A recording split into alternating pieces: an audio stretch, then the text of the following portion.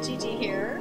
I decided tonight just to sit down and chat with you a little bit about our experience of arriving at the new house and how the past few days have gone. It's been absolutely crazy. My emotions have been all over the map. And this is not going to be the house tour because that's in my camera and I left the proper connection at the apartment, so I was planning on doing that from here. Today is Tuesday. Today's Monday. We got here on Thursday, and let me just tell you a little bit about things that have happened, because it's been so great, but so, I don't even know how to explain it. I'm having a little glass of wine. Let me just get into it. Okay, I told y'all about finding this place and how we knew the minute we saw it that it was it. It was our home. It felt like home. And don't look at me too close, y'all, because I just got caught in trying to adjust a sprinkler and I lost the battle and I'm just a mess. And I'm super tired, but let me tell you something that I've learned about being here in this area. It's so chill and it's so country. And, you know, it's like, I don't know what it is, but I can tell you right now, this is probably the best I'm ever going to look when I video from here, because I could care less about makeup. I could care less about what I'm wearing. Okay, I got here on Thursday, and I got here at about 11 o'clock in the morning, and Scott was following afterwards. He got here about 3 because we needed both cars because we were bringing a lot of stuff with us. So I got here, and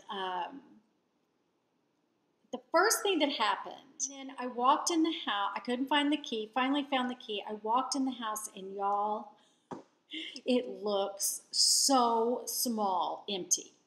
I can't even tell you. And I knew in my head kept saying, Terry, she had a huge sectional in here. She had 2 chairs. She had a big dining room table. It's going to be fine. But I couldn't imagine furniture fitting in here, and I was getting really kind of upset. Like I was thinking, oh my gosh, we've made a mistake. And I never had buyer's remorse. I never had a moment of doubt until this moment. And it was so upsetting, and I was just like, oh my gosh, we've got to, So I kept going through the house, kind of looking around. And then the worst part happened. I don't know why I'm telling y'all the bad stuff, but it all works out, so I will explain. In the house, there's one thing that I didn't tell y'all before because I was going to surprise you and do this big reveal, and now I'm so glad that I didn't tell you about it before. I have to take a drink before I tell you this one. In the master bathroom, one of my favorite features of the whole house was there was a stained glass window, and it was a mermaid. Now, at first, it kind of freaked me out because she had black hair that was kind of flowing in the water, and it looked like a big black spider. But I learned to love it, and in my head, I named this place Mermaid Cottage. And I've gotten some mermaid accessories. I got a mermaid painting. I got all these things between then and now. When I walked into the bathroom, after I'd been here like 10 minutes, the window was gone, and it was replaced with plain glass. I freaked out, y'all. I did. I freaked out.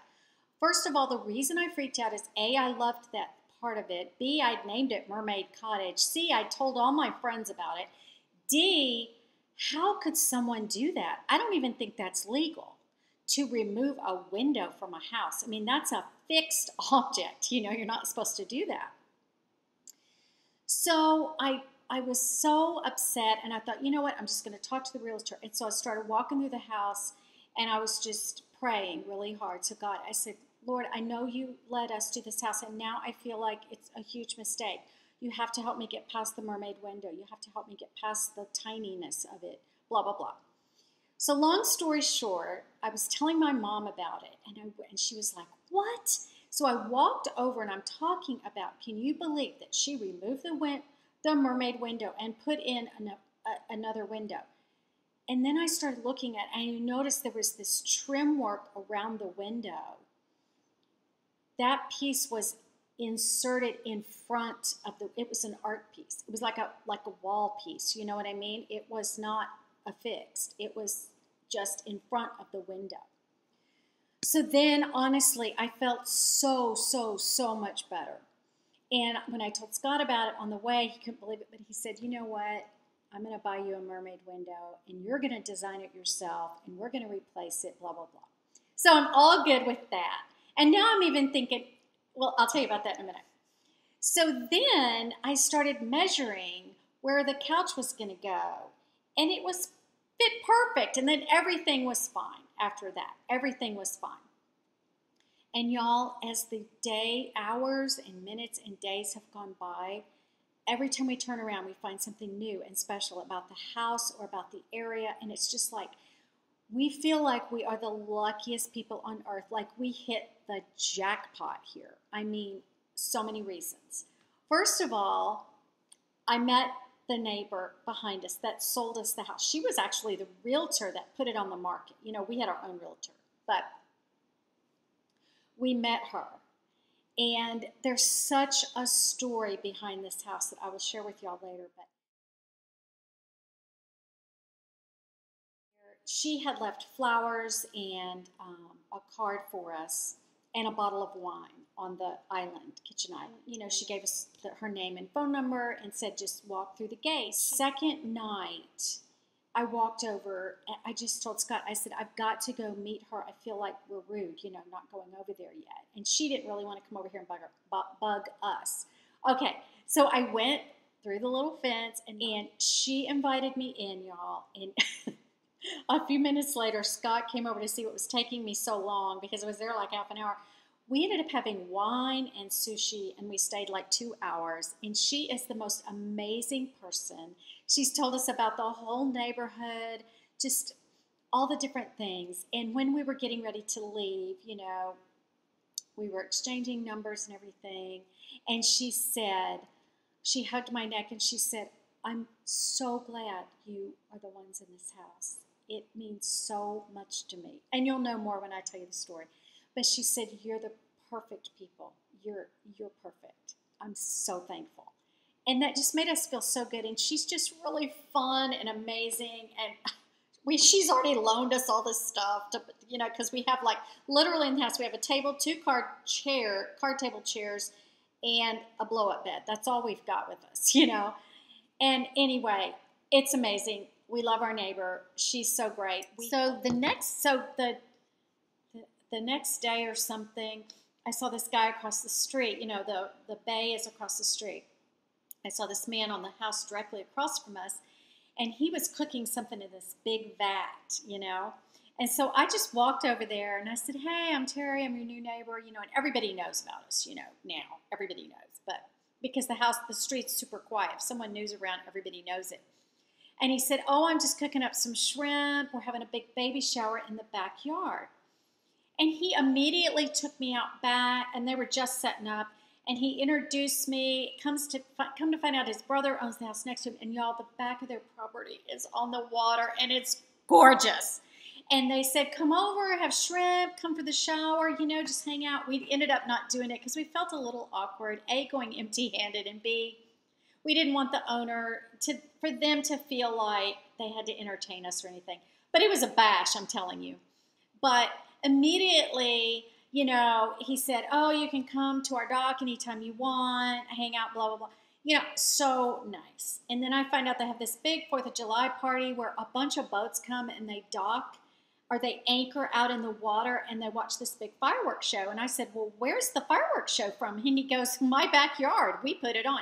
Then I met his wife. Then I met his brother and his wife. So sweet, y'all. Oh, my gosh. Everybody's so welcoming and kind. But the real reason, and so that's just kind of to fill you in. And also, y'all, oh my gosh, there's so many. This woman has like a green thumb. The one that sold us the house has like a green thumb. Y'all, all of a sudden, since I've been here, right on the side of the house, a gardenia bloomed. I have a gardenia bush, y'all, and that is one of my favorite scents and one of my favorite flowers. Next to it are my absolute favorite flower, are 3 gigantic, now my mind is blank. hydrangea bushes, and they're covered in blooms. I mean, they're covered in buds. And the first one bloomed this morning, and it's huge and it's gorgeous. And I'm just amazed. And there's some tropical plants, and there's 2 magnolia trees on our property. There's huge oak trees. There's fruit trees. One of them has fruit on it. Satsuma oranges. You know those little oranges you buy at the store, halos? Covered in green oranges. There's a lemon tree that's about to bloom. There's banana leaves just coming up. And she's going to walk us through the entire property and tell us every nail, every nook, every cranny, every plant, when she planted it, how to take care of it. I mean, anyway. Now to something else. This is going to be kind of a long video because I have to tell you something else. Down the street, y'all, there's a dock, a private dock and a private boat launch just for our block. And you can walk down on the dock. You can fish, and there's a bench down there, and you can sit. And Scott walked down there the other morning and watch the sunrise over the bay. I mean, it's like a 1-minute walk. Something else that we discovered yesterday. We're driving, and y'all, we're really remote. Like when you come to a street before the street before the street, it says no outlet. This whole thing is like hidden. It's like a hidden gem. And we were driving down this one street where we were actually kind of lost. We didn't really know where we were, but we were kind of exploring. And I saw the end of the street, and it was water. And I said, what is that? And there were a couple cars parked. And he said, I don't know what that is. And we drove into it, this little bitty, tiny park thing. Not even a park, just a piece of land. And there were these people, and there was this sandy, tiny little beach. And then there was one of the bays of this whole Gulf Shores, Orange Beach area. And I was like, oh my gosh. And so there were all these people there, you know, not all these people, like 5 cars with just some kids and their picnics. And I asked this woman, I said, can you tell me what this is?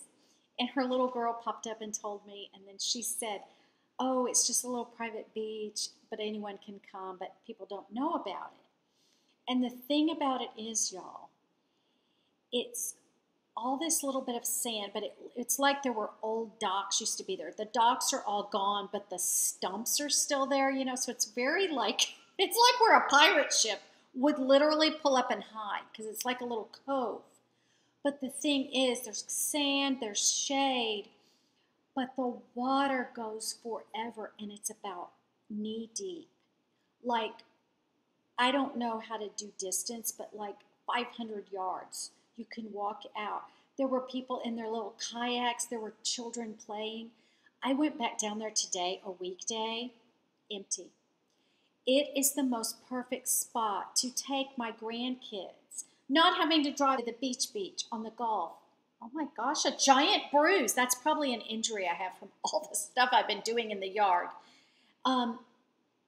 Y'all, when Lexi's baby is born and gets to be a year old, it's a perfect little spot to drive her. And guess what? It's 2 minutes away. I mean, literally, we didn't know where we were. And then when we turned around and we came back to the house, he goes, oh my gosh, we're at the house already. So it's just this another hidden gem. Then Sunday, we got up and we went to the beach. And y'all, I was so afraid that really it wasn't going to be that pretty because I hadn't seen the water in the daytime, only in the evening. On our first trip, we walked out, we saw the water. It was kind of dark blue because it was night. Y'all, it's Florida water. It's perfect. It's beautiful. It's the sand. We just sat there and we ate on this beachside restaurant, and we were just like, Scott just looked at me, he goes, this is unreal. Every time we turn around, we meet a neighbor, we find a nook and cranny, we find a new tree, we find something in the house that's special. Like in the guest bathroom, I did an Instagram picture of this, but it has a sink that's like a bowl sink that sits up on top of the thing, you know, And Scott noticed, like on day 4, he goes, look what I found in the sink. And I said, what? Right in the sink, there's 3 little sea turtles that are swimming like down the drain. They're in the sink, like carved into it. Y'all, I don't even know. I don't even know what to say, except this. This is how I'm going to end the video, because this is what I wanted to tell you. If you've been following me for a while, you know that we've been through some stuff. Everybody has. I'm not saying we're special or different or worse off than anybody else. But here's what I want to tell you. If you're going through really hard times, there's still beauty to be found. There's still good things happening to you. When we had to leave Florida and my beautiful home and the pool and everything, and we went to Houston, I determined by my bootstraps that I would make the best of it. And I was able to purchase this beautiful little townhome, and I loved it. I didn't like the area. I didn't really like living there. I didn't reconnect with Texas at all for some reason. But I reconnected with some great friends. I reconnected with a friend from college we're just like, it's like no time has passed, you know? And I made the best of it, and it worked, and it was amazing, and I was happy. Then we got moved to Alabama. Crazy. Central Alabama. I made the best of it. God blessed us with this beautiful apartment with the beautiful view and the lake and the fountain and the screened-in porch, and I made the best of it, and I was blessed beyond measure. I never in my wildest dreams thought that something like this would happen. Never. But I kept believing the best. I kept believing God. If I had just stayed in that apartment, I would have been happy. Happy. Happy is where you are. Happy is what you make it. I don't need this house to be happy, but I'm extremely happy and grateful that God has blessed us with this. So, if you find yourself sometimes being jealous or thinking other people have it better than you, or your life is crap, or this or that, or this or that, stop. Look for what's beautiful in your life, and you will find it. And you might have to look really hard, but you will find it. And I am a firm believer in this, and I'm not patting myself on the back because I am such an average Joe, and I find myself complaining sometimes. But sometimes God blesses you when you are grateful and thankful for where you are. You know, be it an apartment, be it a trailer. Fix that trailer up and make it beautiful, and plant some flowers and make it your own, and find what's good about it, you know? If you're in a home you don't like, with carpet you don't like, and kitchen counters and cabinets you don't like, find what you do like and be grateful and thankful. And be thankful for the cabinets. Be thankful for the kitchen. Be thankful for a roof over your head. I believe strongly that sometimes God blesses people, or that are thankful and find goodness where they're at. Bloom where you're planted. I mean, what a dumb saying, but it's true. And this house is not perfect. We have to do a lot to it. When all the furniture got out, man, we got to paint, we got to touch up, we're going to change a few things. We got a lot of yard work that we were so excited that we had no yard work at the townhome and at the apartment. No yard work. Scott was just going to sit on his butt for the rest of his life. Guess what? God said, oh, no, you're not, Scott. You're going to get out and you're going to work your butt off, and you're going to exercise, and you're going to feel the earth again, and feel what it's like to work hard. Besides mentally in an office, you're going to work hard in God's creation. And so that's all okay and wonderful. And it's not our favorite thing to do, but all these plants and trees that we've discovered, we're just like, oh, wow, this is amazing. I guess that's all I have today. I just wanted to share with you the ups and downs of buying a house. When you buy a brand new home, you know what you're getting. But when you buy a used home, there's kind of some quirks and some things you need to fix and things like that. But overall, we are thrilled thrilled beyond belief, and we are grateful and we are thankful to the Lord Jesus for blessing us. I give him all the glory. I thank you for watching, and I hope this video may have helped you to look around you for beauty where you're already at. Talk to you later. Bye-bye.